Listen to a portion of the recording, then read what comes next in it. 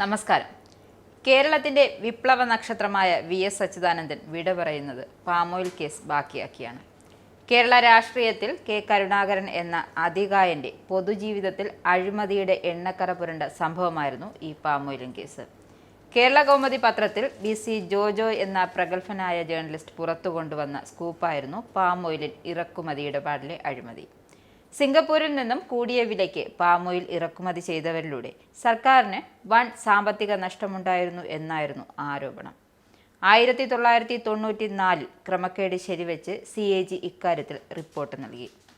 1996 LDF സർക്കാർ സംഭവത്തിൽ vigilance കേസെടുക്കുകയും ചെയ്തു.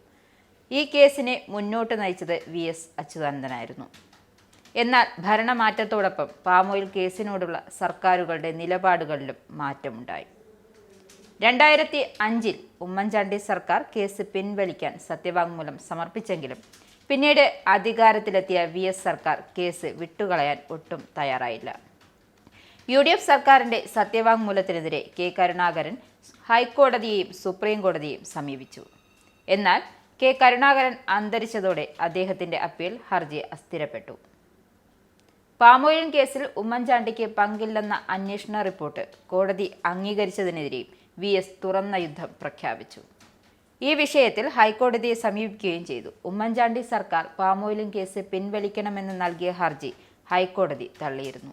ഇതിനു പിന്നാലെ കേസിൽ ആരെയും കുറ്റവിമുക്തരാക്കില്ലെന്ന് സുപ്രീം കോടതി നിരീക്ഷിക്കുകയും ചെയ്തു.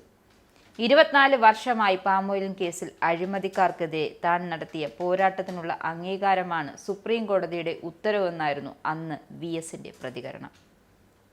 പാമോയിലിൻ കേസുമായി ബന്ധപ്പെട്ട് ജോജോ പുറത്തുകൊണ്ടുവന്ന മറ്റൊരു സ്കൂപ്പിനെ അക്ഷരാർത്ഥത്തിൽ കൊണ്ടാടിയത് പ്രതിപക്ഷ നേതാവായിരുന്ന വി.എസ്. അച്യുതാനന്ദനായിരുന്നു.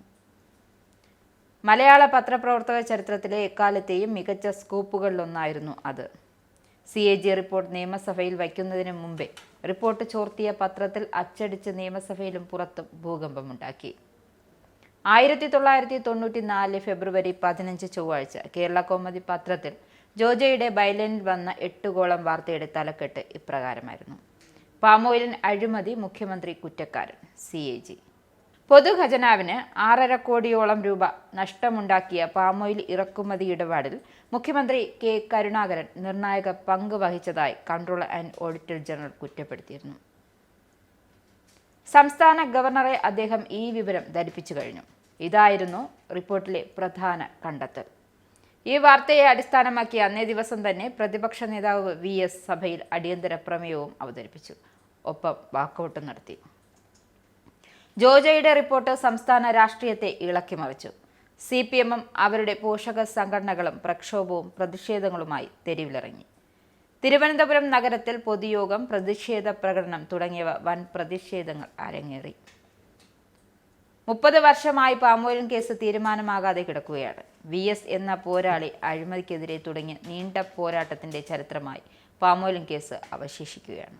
ഇസ്രായേലിന്റെ 5 സൈനിക താവളങ്ങളിൽ കനത്ത നാശനഷ്ടം. മോദി വെളിപ്പെടുത്തുന്ന ഇന്ത്യയുടെ വികസനത്തിന്റെ മയക്കുമരുന്ന് വിൽപ്പനയ്ക്കെതിരെ ശക്തമായ നടപടിയെടുത്ത് ഷാർജ പോലീസ്. അമേരിക്കയിലെ സാധാരണ മനുഷ്യരോട് കൂടിയാണ് കോൺഗ്രസിനുള്ളിൽ പങ്കുവയ്ക്കാൻ ഓപ്പറേഷൻ സിന്ദൂറിൽ ഉപയോഗിച്ച